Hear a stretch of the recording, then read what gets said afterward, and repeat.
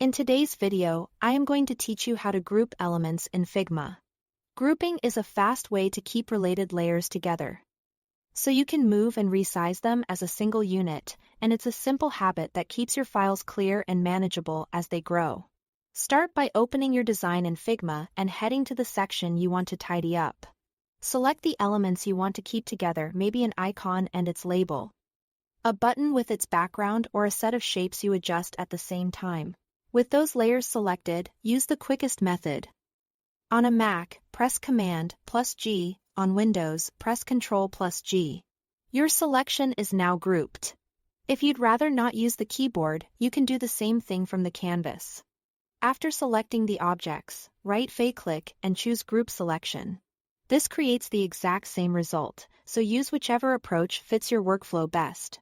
Once grouped, those layers behave like a single object.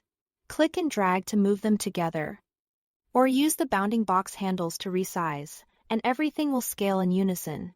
Look over at the Layers panel and you'll see what changed. Figma creates a neat, nested folder.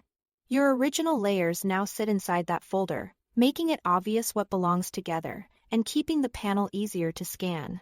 Selection works a little differently with groups. A single click on the group selects the entire unit, which is perfect for repositioning or resizing the set. When you need to adjust one item inside, double-click to enter the group and select that specific layer. If the group contains other groups, keep double-clicking to go deeper level by level. Click on an empty area or press Escape to step back out to the parent level and return to the full group or the canvas. Groups are excellent for organizing complex layers. They reduce clutter, prevent accidental misalignment, and make collaboration smoother because related pieces are clearly packaged together. You can also nest groups within other groups to mirror the structure of your interface. So sections like headers, cards, and lists stay organized as your project scales. That's all to it. Thanks for watching.